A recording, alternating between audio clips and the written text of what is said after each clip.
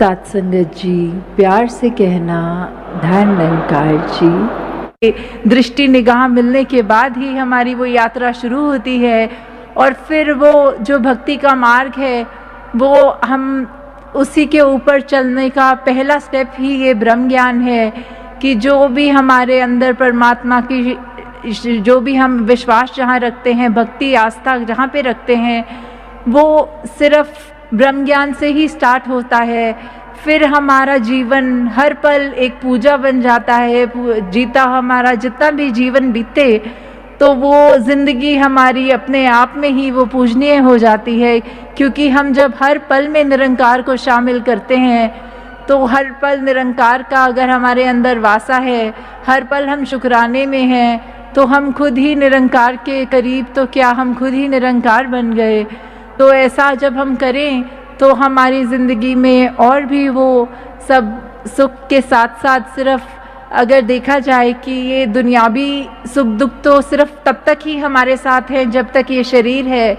पर हम एक ये ब्लिस की जो बात होती है, ये जो हैप्पीनेस, एक एवरलास्टिंग जो ब्लिस है, आनंद की अवस्था, वो खुशी से भी ऊपर की अवस्था कि खुशी और दुख तो एक पहलू हो गए, पर खुशी से भी ऊपर उठ के जो ये आनंद है, इसको हर समय हमें सहज भाव में जीवन जीते हुए ब्रह्म ज्ञान और ये निरंकार का आसरा लेते हुए जब जीना है तो ही वो सहज अवस्था बनी रहेगी, हमारे अंदर वो दास भावना बनती रहेगी। तो हर पल जहाँ हम अपने जीवन को उस रूप में तो जिए ही जिए, पर साथ में ये भी याद रखें कि हम कोई चीज़ को भी अगर हम कर रहे हैं नियमित रूप से, चाहे वो सिमरन की बात हो, सेवा की, या हम मिशन में देखते हैं कि हमारा फोकस चरणामृत की ओर रहता है, एक दूसरे को पहला निवाला अपनी प्लेट का पहला भोग रूप देते हैं, तो वो हमारा सिर्फ तब तक ही हो कि हम लंगर में बैठे हैं तो हमने अपने साथ वाले बैठे महात्मा को भोग लगा दिया, पर ये तो हमारा हमेशा के लिए ये लाइफ का लाइफस्टाइल बन जाना चाहिए। चाहे फिर हमें ये नहीं देखना कि सामने वाला एक निरंकारी मिशन के अंदर है कि नहीं या कहीं और आस्था रखते हैं, पर वही बात कि हमें सिर्फ अपने नज़रिए पे फोकस करना है, हमें सिर्फ खुद से ये क्लैरिटी रखते हुए कि परमात्मा हर एक में है, तो फिर ऐसे कार्य जब करने हैं तो फिर वो एक रिचुअल नहीं बनते, फिर वो एक सिर्फ ऐसे नहीं बनते कि एक हम ऑटो पायलट में ही करी जा रहे हैं कोई कार्य को, उसके पीछे का भाव भूल गए, या सिर्फ कि एक ये रूटीन बन गई, एक आदत बन गई, तो बस वो चलते चलते हर दिन ऐसा होता है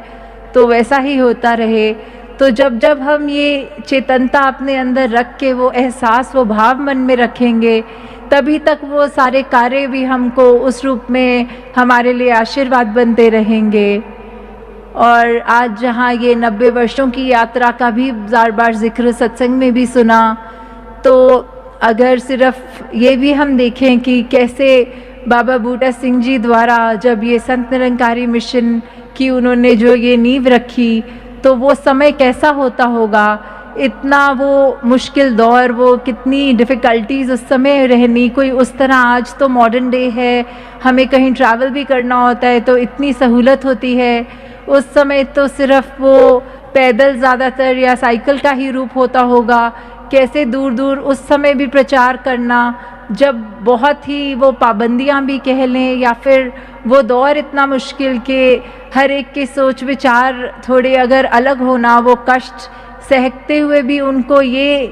एक अपने अंदर का ये जज्बा उनका इतना दृढ़, ये डिटर्मिनेशन उनकी कि अगर उन्होंने ये माना कि अगर एक प्यासे को प्यास लगी हो और पानी मिल जाए तो वो खुद भी कितना खुश होता है, वो कितना शुक्र करता है, और वो ये भी चाहता है कि ये पानी जितने भी प्यासे हैं सब तक पहुंचाया जाए। तो उस समय वो इतनी विपरीत भावनाएं जब थी तो भी उन्होंने वो उस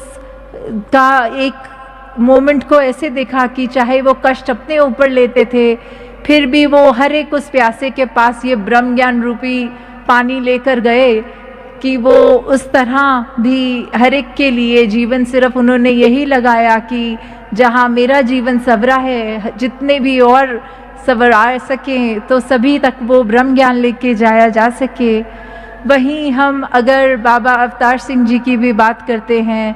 तो फिर ये बीड़ा जब उन्होंने उठाया तो जहाँ हमारे पास ये अवतार बानी रूपी तो दात उन्होंने बख्शी, जो हम इतने सरल भाषा में भी आज की डेट में भी अगर हम वो पढ़ते हैं सिंपल लगती है कि ये इतनी बेसिक बातें हैं जो हमें अपने जीवन में, चाहे वो ह्यूमन वैल्यूज़ की बात हो, चाहे वो फिर और कोई भी हमारे जीवन का पहलू ऐसे पकड़ लें कि एक एक शब्द जो अवतार बानी का है उसमें ऐसा देखें कि जो हमारे पहलू हैं वो इतने खूबसूरत, इतने रेलेवेंट आज की भी टाइम पे हैं कि हम कैसे ये नहीं कह सकते कि अभी हम अगर वो पढ़ेंगे तो हमें लगेगा एक एक बात हमारे मन की ही उसमें लिखी है। तो जहाँ उनकी इतनी बड़ी एक ये अवतार वाणी की तो दान रहा हमारे जीवन के अंदर, वहीं साथ में फिर उन्होंने एक और भी जो पहलू रखा कि आगे अगर वो माता बुद्धवंती जी के साथ भी अगर वो जीवन का उनका रहा तो उसमें भी एक दासी ये पुस्तक पढ़ रही थी जो बुद्धवंती जी के ऊपर है, तो दासी उसी का एक विचार का हिस्सा है उसमें। तो वो दासी आप सबके चरणों में रखना चाहेगी कि कैसे बुद्धवंती जी के पास जब आए एक महात्मा, एक बहन आई और कहा कि एक हमारा बच्चा थोड़ा सा ठीक नहीं है तो ये चरणामृत रूप मुझे बाबा जी का पिलाना है। तो माता जी ने उनको समझाते हुए जहाँ ये तो समझाया कि आपके घर में तो सभी ब्रह्मज्ञानी हैं, तो सिर्फ ये उसको अंधविश्वास की तरह ना लें कि सिर्फ बाबा जी का ही चरणामृत ठीक कर सकता है। नहीं, ये तो किसी भी शरीर जिसके अंदर ये ब्रह्म ज्ञान का वासा है, किसी भी शरीर का चरणामृत पिला दें तो वो आपके मन के भाव पूरे हो जाएंगे। उसके लिए इतना ये समय वेस्ट करके इतनी दूर भवन तक आने की ज़रूरत नहीं थी। और फिर उन्होंने जो बाबा अवतार सिंह जी के विचार उस बहन तक रखे, वो दासी पढ़ के सुनाना चाहेगी। जिनका गुरु पूरा होता है उनकी संत भी पूरे होते हैं,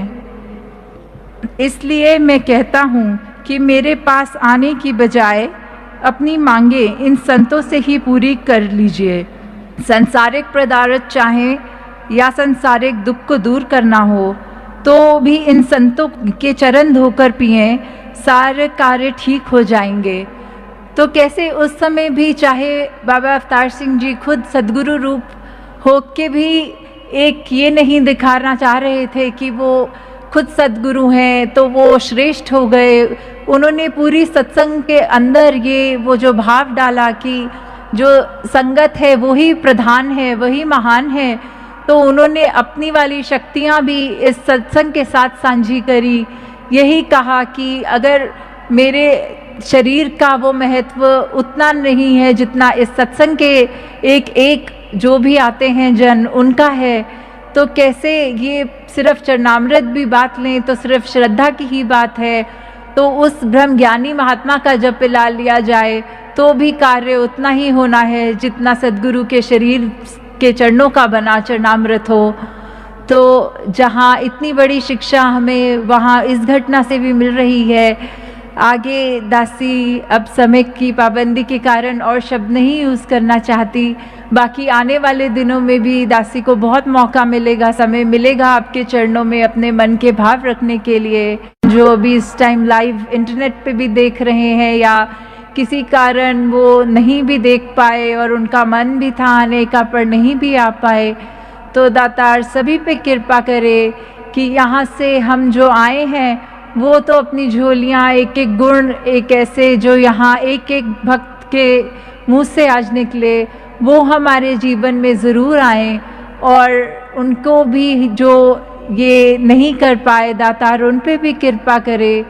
कि ये सारी जो उनका भी ये जो रिश्ता है, ये ज़िंदगी है उनकी भी, वो भी निरंकार के एहसास में रह के और अच्छी स्ट्रॉन्ग और ये रिश्ता स्ट्रॉन्ग आगे से आगे मुकम्मल होता जाए। साथ संगत जी, ध्यान निरंकार जी।